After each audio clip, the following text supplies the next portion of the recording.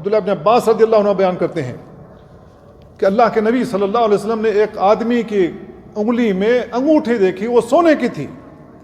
اللہ کے نبی صلی اللہ علیہ وسلم نے سونے کی وہ انگوٹھی اس کی انگلی سے نکالی اور زمین پر پھینک دیا، اور آپ نے بیان فرمایا کہ تم میں کا کوئی شخص جہنم کی آگ کو اپنی انگلی میں کیوں ڈالے ہوئے ہے؟ جب اللہ کے نبی صلی اللہ علیہ وسلم نے وہ سونے کی انگوٹھی زمین پر پھینک دی اور اللہ کے نبی صلی اللہ علیہ وسلم چلے گئے، تو جو ان کے ساتھی تھے انہوں نے کہا کہ اٹھا لو اپنی انگوٹھی، اس سے فائدہ اٹھاؤ، یعنی بیچ کر کے پیسے لے لو۔ تو انہوں نے کہا لا واللہ لا آخذ ابدا وقد طرحہ رسول اللہ صلی اللہ علیہ وسلم، اللہ کی قسم میں اس انگوٹھی کو نہیں اٹھا سکتا جس کو رسول اللہ صلی اللہ علیہ وسلم نے زمین پر پھینک دیا ہو۔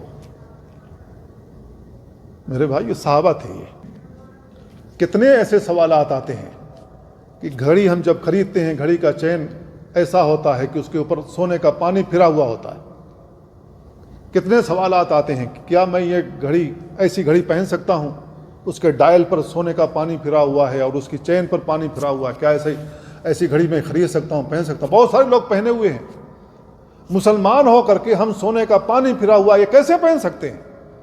رسول اللہ صلی اللہ علیہ وسلم نے سونے کی انگوٹھی، چھوٹی سی انگوٹھی دیکھی، آپ نے زمین پر پھینک دیا۔ اور صحابہ کرام کیسے تھے؟ کہا کہ جس کو رسول اللہ صلی اللہ علیہ وسلم نے پھینک دیا میں اٹھا نہیں سکتا ہوں، اس کو میں بیچ نہیں سکتا ہوں، اس کو میں اپنی خواتین کو نہیں دے سکتا ہوں کہ وہ استعمال کر لیں۔ یہ صحیح مسلم کی روایت ہے۔